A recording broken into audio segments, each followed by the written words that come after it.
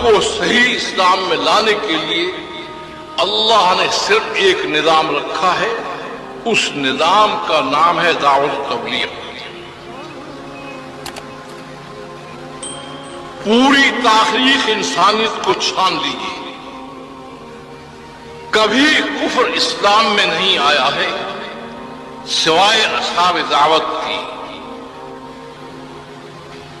اور کبھی بگڑے ہوئے مسلمان صحیح اسلام کے اندر نہیں آئے ہیں سوائے اصحاب دعوت کی۔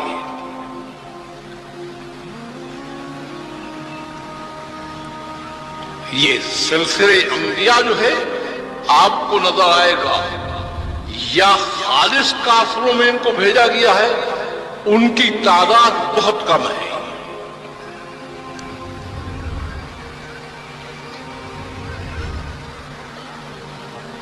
غیر مسلموں اور کافروں کی طرف جو انبیاء علیہ الصلوۃ والسلام بھیجے گئے ہیں، ان کی تعداد بہت کم ہے۔ جو مسلمان ہو کر زندگی کافروں کی گزارتے تھے، ان کی طرف زیادہ انبیاء کو بھیجا گیا ہے۔ اکثریت انبیاء کی وہ ہے جو ایسے مسلمانوں کی طرف بھیجی گئی ہے جو مسلمان ہو کر اللہ پر ایمان رکھتے ہوئے، اللہ کی کتاب پر ایمان رکھتے ہوئے، اللہ کے رسول پر ایمان رکھتے ہوئے، اللہ کے دین پر ایمان رکھتے ہوئے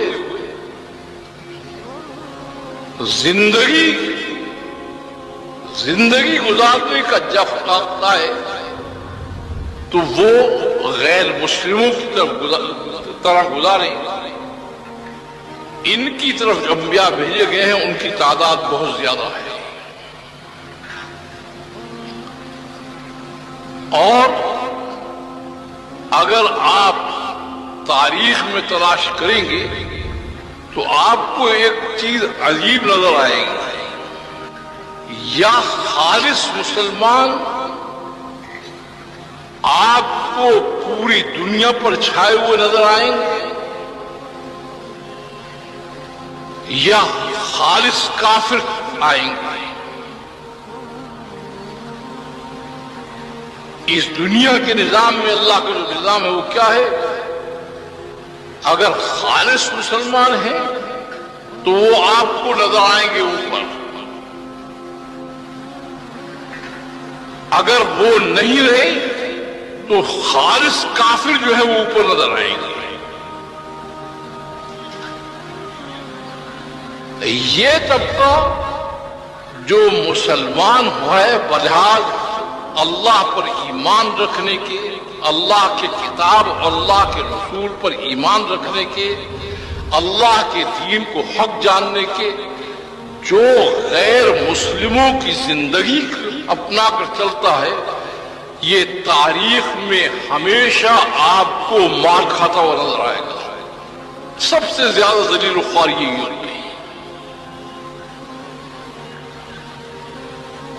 یہ جو آج آپ کہتے ہیں نا کہ کافر جو ہے وہ مسلمانوں کو یہ کر رہے ہیں وہ کر رہے ہیں، کافر کچھ نہیں کر رہا ہے، یہ تو اوپر کے نظام میں طے ہے، وہ نظام سارا کام کرا رہا ہے۔ وَقَضَيْنَا إِلَىٰ بَنِي إِسْرَائِيلَ فِي الْكِتَابِ لَتُفْسِدُنَّ فِي الْأَرْضِ مَرَّتَيْنِ وَلَتَعْلُنَّ عُلُوًّا كَبِيرًا فَإِذَا جَاءَ وَعْدُ أُولَاهُمَا بَعَثْنَا عَلَيْهِمْ عِبَادًا لَنَا أُولِي بَأْسٍ شَدِيدٍ فَجَاسُوا خِلَالَ الدِّيَارِ وَكَانَ وَعْدًا مَفْعُولًا۔ کہتے ہیں یہ انہوں نے تمہارے ساتھ تھوڑی دیا ہے، کان وعدًا مفعولا، یہ نظام میں طے ہے یہ بات کہ مسلمان ہو کر زندگی غیر مسلم کی گزارے، شکلیں ان کی بنائے، کھانے پینے کا راستہ ان کا اختیار کرے، رہنے سہنے کے طریق ان کے اختیار کرے۔ کہتے ہیں میری غیرت اس کو ہوا نہیں کرتی، اس لیے افتؤمنون ببعض الکتاب وتکفرون ببعض، فما جزاء من يفعل ذلك منكم الا خزي في الحياة الدنيا ويوم القيامة يردون الى اشد العذاب. کہا تم بعض کتاب پر ایمان لاتے ہو، بعد کا کفر کرتے ہو. اس کے مفسرین نے لکھا ہے کہ وہ انکار نہیں کرتے تھے. وہ کیا کرتے تھے کہ جب وقت آتا تھا ماننے کا، کہتے تھے اللہ کو بھی مانتے ہیں، اللہ کی کتاب کو بھی مانتے ہیں، اللہ کے دین کو بھی مانتے ہیں، اللہ کے رسول کو مانتے ہیں. اور جب چلنے کا وقت آتا ہو تو غیر مسلموں کی زندگی گزارتے تھے. اب اس کے لیے کیا کہا ہے کہ دنیا میں ان کو سب سے ذلیل اور خوار رکھنا یہ میری ذمہ داری ہے. اللہ کہتے ہیں اب کون عزت دے؟ بنائے جاؤ منصوبے، آپ اسکیمیں چلائے جاؤ، شور مچائے جاؤ، بنتا کیا اس سے؟ تو جب امتیں اس میں پھنستی تھی تو ان کے دماغ میں ایک فطور آتا تھا، اس میں پھنستی تھی اور کافر پڑھائی کرتے تھے تو ان کے دماغ میں آتا کیا کہتے ہیں، ہم بہرحال مسلمان تو ہیں. وہ یہ کہتے ہیں ہم بہرحال مسلمان تو ہیں، وہ تو کافر ہیں. اب ضابطہ جو ہے وہ معلوم نہیں تھا. ضابطہ جو ہے وہ کیا تھا کہ مسلمان ہو کر کافر کی زندگی گزارے گا تو میرا ضابطہ یہ ہے کہ کفار کو مسلط کر کے ان کو پٹواؤں گا. اور اس کی وجہ بھی بتائی گئی ہے کہ ان کی پٹائی سے شاید اس کو اپنے راستے کی طرف رجوع نصیب ہو جائے اور یہ اپنی زندگی کو بدل لے.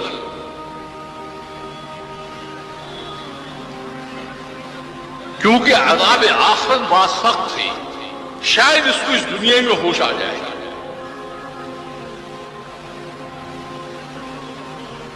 کافی دن کی بات ہے، میں کراچی میں بیان کر رہا تھا تو وہ جسٹس صاحب بیٹھے ہوئے تھے.